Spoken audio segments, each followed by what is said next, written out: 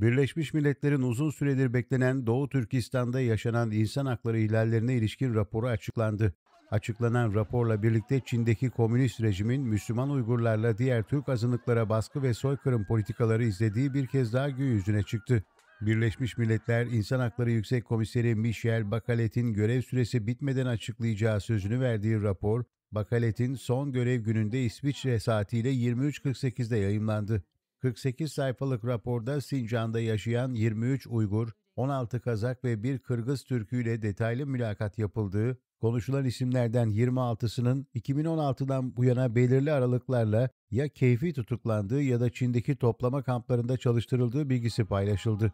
Raporda Sincan bölgesinde terör ve aşırılıkla mücadele adı altında ciddi insan hakları ihlalleri işlendiği ve bu ihlallerin insanlık suçu teşkil edebileceği vurgulandı. Raporda milyonlarca Uygur Türk'ünün gözaltında tutulup zorla çalıştırıldığı toplama kampları da genişçe yer aldı. Kamplarda tutulanlara yönelik muamelenin endişe verici olduğu, işkence, kötü muamele, tecavüz ve kürtaj gibi insanlık dışı muamelelerin işlendiğine vurgu yapıldı. Toplama kamplarında tutulan Müslüman azınlığa mensup kişilerin temel insan haklarından mahrum edildiği kaydedilerek dini kimlik, ifade, mahremiyet ve hareket özgürlükleri usulsüzce yasaklanmıştır denildi.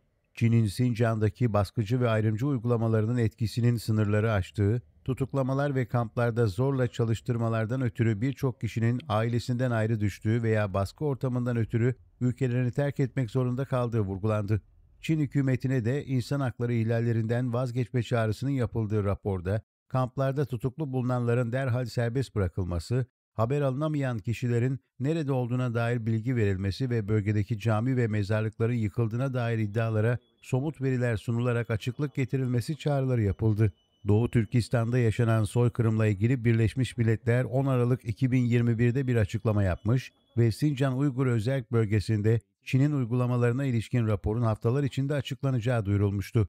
Açıklamanın ardından aylar geçmesine rağmen raporun yayımlanmaması, Uygur Türkleri başta olmak üzere uluslararası hak gruplarından tepki görmüştü. Geçtiğimiz Mayıs ayında Çin'e giden ve Sincan Uygur Özerk Bölgesi'ni de ziyaret eden Birleşmiş Milletler İnsan Hakları Yüksek Komiseri Michel Bachelet, Çin'in başkenti Pekin'de düzenlediği basın toplantısında raporun ne zaman açıklanacağına ilişkin bilgi vermekten kaçınmıştı. 31 Ağustos'ta görev süresi sona eren Yüksek Komiser Bachelet, görev süresinin son dakikalarında sözünü tutarak gece saat 23.48'de raporu kamuoyuna duyurdu.